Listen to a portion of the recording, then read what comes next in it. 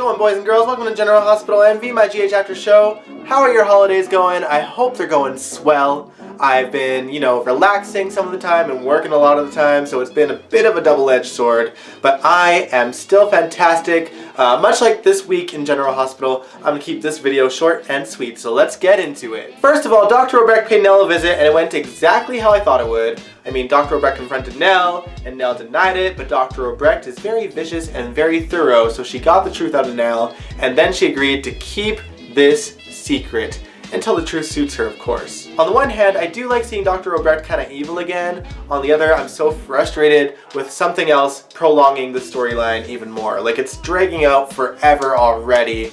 I mean, it's like, just get it over with. Just rip off the band-aid, have Michael claim his son, have Willow find out that it's not really her son, because obviously this week she found out as well that Michael's godson is the son that, she gave up for adoption, even though it's not really. Such a confusing mess. I am tongue-tied just trying to talk about it and make sense of it, but it is what it is. Let's move on to the next story. It looks like Drew is finally getting a storyline of his own because someone from his past is in Port Charles. His name is Hank, and he goes to Jason thinking he's Drew.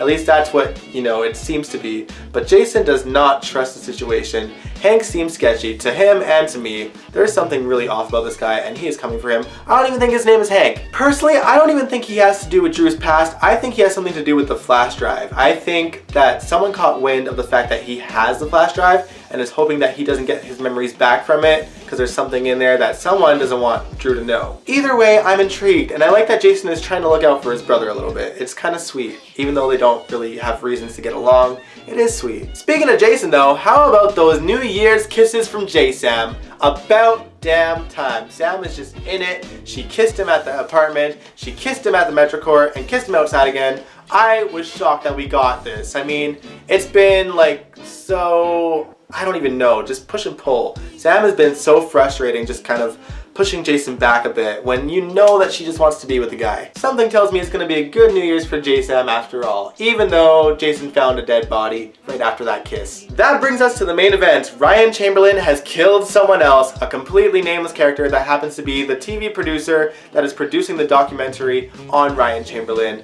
This guy had a theory that Ryan actually may be roaming Port Charles because there was no DNA found after that explosion that supposedly killed him, and Ryan was not okay with that, so he killed him. There were two things that had me kind of eye roll in this whole situation, okay? Because apparently Curtis was gonna have an interview with this producer, which came out of nowhere. I guess maybe he was gonna be a TV star of some kind, but they just used that as a clear plot device to get Curtis over to that producer's studio to find all the blood that was found in that room. That was such a cringe-worthy plot point that they just randomly brought in to have Curtis go there. It drove me nuts. Although, I think Curtis would rock in a TV show, just saying. Just don't have it come out of nowhere on the day that they're gonna find this body.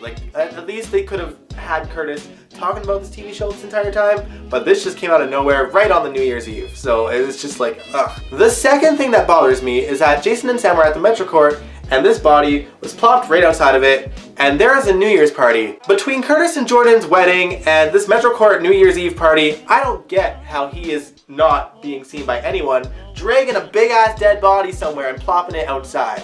You literally have to go through all the people just to get to the Metro Court Terrace in the first place. And I have little faith on the writers actually telling us how he's doing it. They are plopping these bodies in really public places for shock value with no explanation as to how they get there. I guess the upside to this is that they actually had Ryan kill someone else. I had very little faith that he was going to kill anyone else because the writers aren't bold enough to kill off another main character, and obviously that is the case, because this is just a random guy. But it makes sense and it worked well. This whole documentary could have easily blown Ryan's cover with the Todd Wilson stuff, seeing as Carly knew that name and he had just convinced her to let go of it by giving her a random name and a backstory for the guy too. So he doesn't want that coming out. And then also, being oh, Ryan could still walk among us. That was dangerous, and I mean, it's true. I don't know why anyone else hasn't put this together if there's no DNA evidence found. And there's a serial killer back on the loose just on the 25th anniversary of his killings.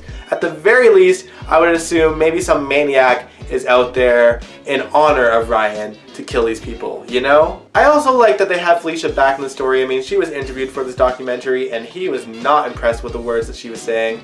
It almost makes me fear for Felicia a bit, but I like that Felicia could be back in his orbit because, I mean, it's the original story. I think that she should be there for whatever ending happens upon Ryan. I mean, at this point, they're setting up a pretty good possible Ryan murder storyline with Griffin being a little bit unhinged lately and Ava seeking revenge on the guy that killed her daughter. I mean, Felicia being a victim of Ryan for so many years, Laura being a victim of Ryan nowadays with this whole switching Kevin thing.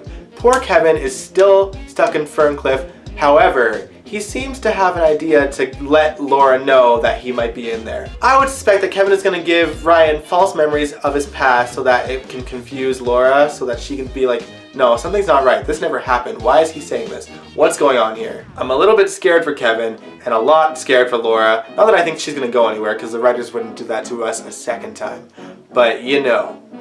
It's a little scary and it's a little suspenseful. I'm liking that part. But anyway, what did you guys think of General Hospital this week? Did you enjoy the episodes? Did you enjoy the New Year's celebrations? Did you enjoy Ryan claiming another victim? Let me know in the comments below. And if you like this video, give it a big old thumbs up, subscribe if you want to, and I will catch you guys next year.